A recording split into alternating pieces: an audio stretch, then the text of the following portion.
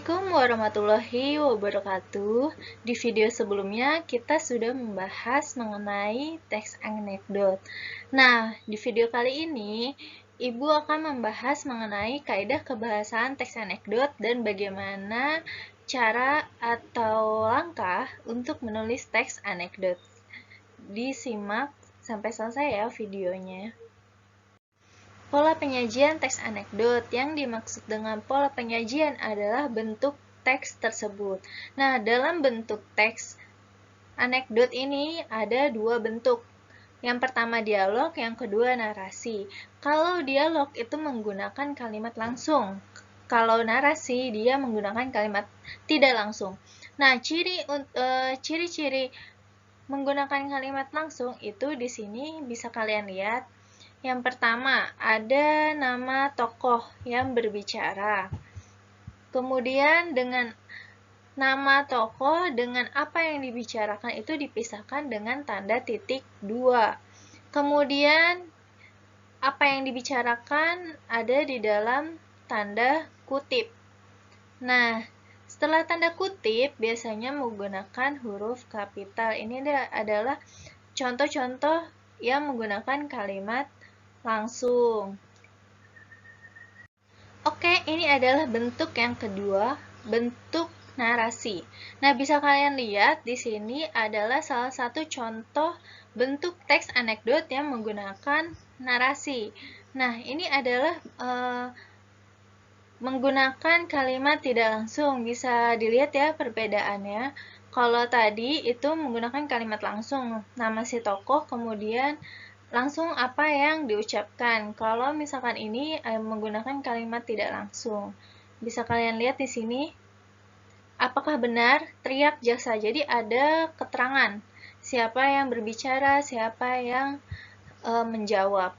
Bahwa Anda menerima $5.000 untuk berkompromi dalam kasus ini, saksi menatap keluar. Nah, di sini kan, Pak, tolong jawab pertanyaan jaksa menggunakan apa yang dibicarakan menggunakan tanda kutip. Oh, maaf. Saksi terkejut sambil berkata kepada hakim, saya pikir dia tadi berbicara dengan Anda. Nah, ini yang disebut narasi. Jadi seperti bercerita. Kaidah kebahasaan teks anekdot. Bisa kalian lihat di sini ada 7 jenis kaidah kebahasaan yang biasanya muncul di dalam teks anekdot. Yang pertama, itu kalimat yang menyatakan peristiwa masa lalu. Jadi, di dalam teks anekdot, karena ini sebuah cerita, jadi ada kalimat yang memang menjelaskan tentang peristiwa tersebut. Yang kedua, adalah menggunakan kalimat retoris. Kalimat retoris ini berupa kalimat pertanyaan yang tidak ditujukan untuk mendapatkan jawaban. Jadi, tanpa dijawab pun, jawabannya sudah tahu dan sudah pasti. Contohnya, misalnya, kalian ingin naik kelas tidak?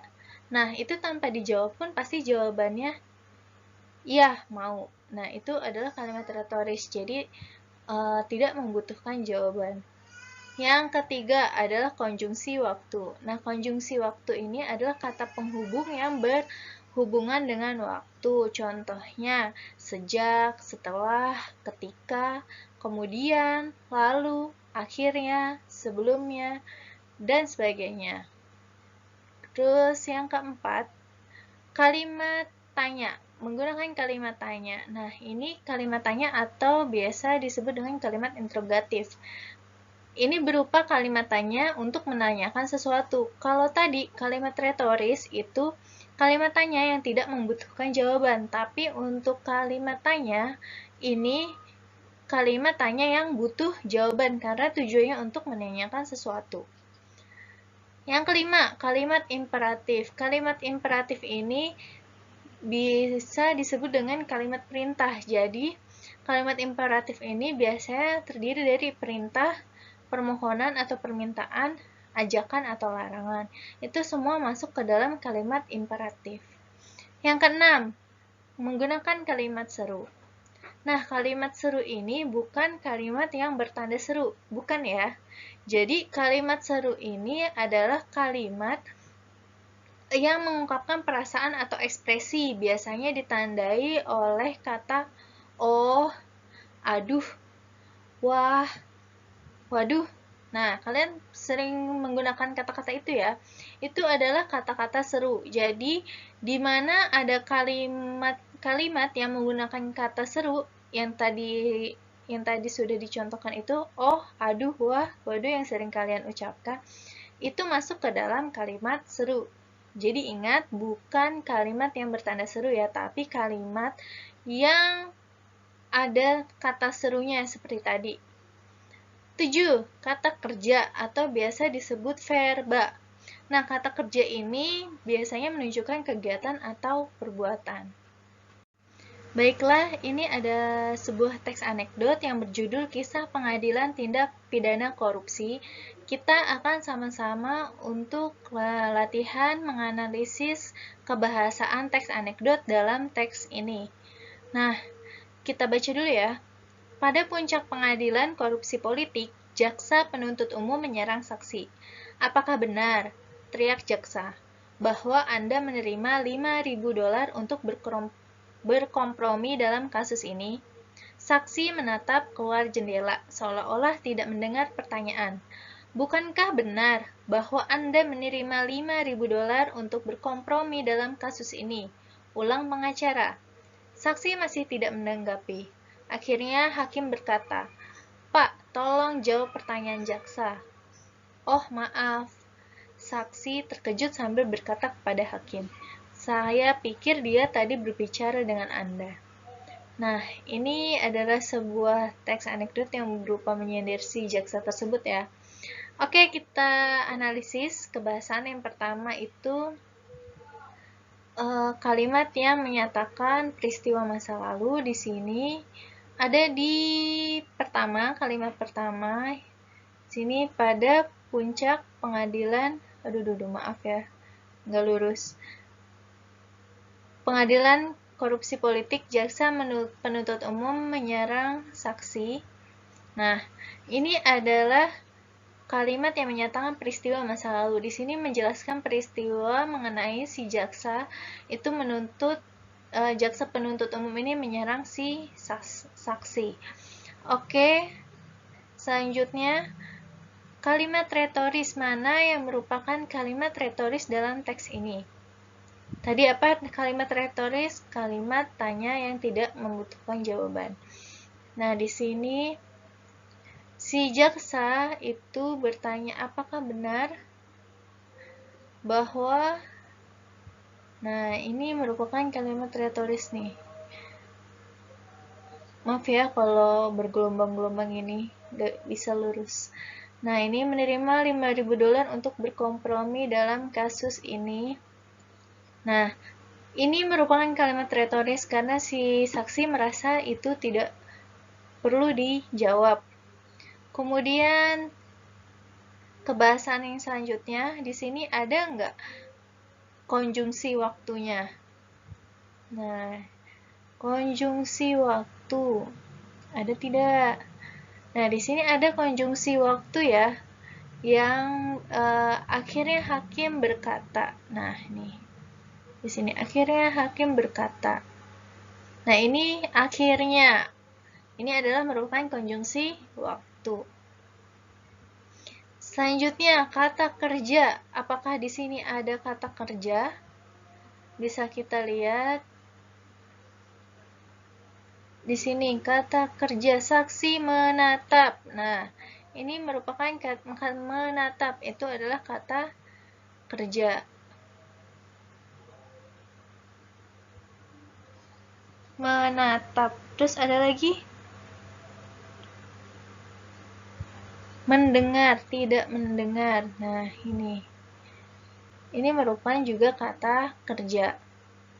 Oke, selanjutnya itu adalah apakah di sini ada kalimat perintah? Kalimat perintah ada. Yang mana? Kalimat perintah itu. Nah, ini. Pak, tolong jawab pertanyaan jaksa. Nah, ini merupakan kalimat perintah.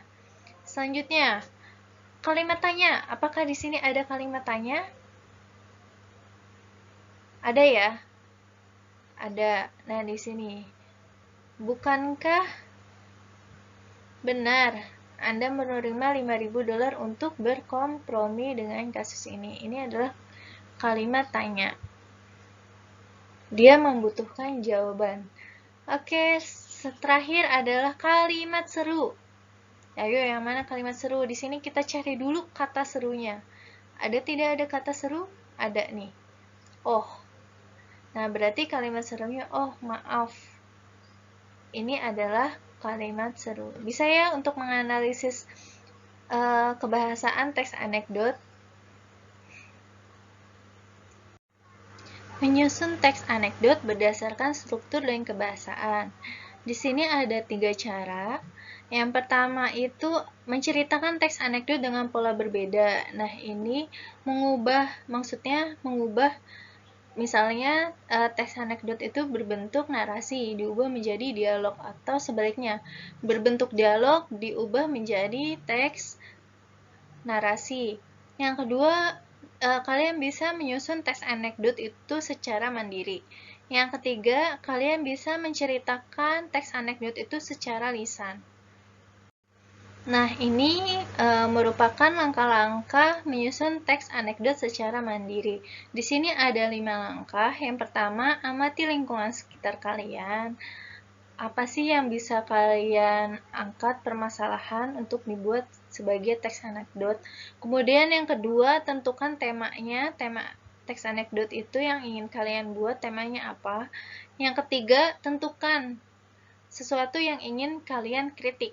Yang keempat, masukkan unsur humor terhadap masalah atau peristiwa yang ingin kalian kritik. Karena ini teks anekdot ya, tidak hanya untuk mengkritik, tapi harus disisipi oleh unsur humor.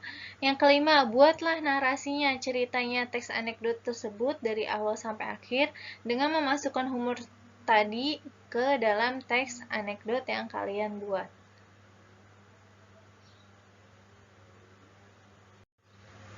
Nah, ini ada beberapa aspek yang harus kalian perhatikan ketika kalian menceritakan teks anekdot itu secara lisan. Di sini ada 3 aspek. Yang pertama, sikap badan. Nah, sikap badan kalian ini harus tegak tetapi tidak kaku untuk menunjukkan bahwa kalian memiliki rasa percaya diri dan sungguh-sungguh. Yang kedua, itu suara. Kalian harus bisa mengatur irama, tempo suara, dan kejelasan suara. Mengatur irama itu tinggi rendahnya suara, tempo suara itu cepat atau lambatnya suara, dan kejelasan suara atau kejelasan pelafalan kata. Yang ketiga, kewajaran sikap. Jadi, bersikaplah sewajarnya, sikap dan gaya tidak berlebihan. Nah, kalau berikut ini adalah langkah-langkah menceritakan ulang teks anekdot dengan pola yang berbeda. Yang pertama, itu kalian harus baca dulu isi teks anekdot itu, kemudian pahami jalan ceritanya. Yang ketiga, itu catat unsur-unsur yang penting atau pokok dalam teks anekdot tersebut. Kemudian yang terakhir adalah kalian ceritakan kembali dengan pola yang berbeda, dari dialog ke narasi atau narasi ke dialog, dengan tetap memperhatikan unsur-unsurnya. Terima kasih untuk kalian yang sudah menonton video ini sampai selesai. Semoga materi tentang teks anekdot ini bermanfaat untuk kalian. Terima kasih sekali lagi. Wassalamualaikum warahmatullahi wabarakatuh.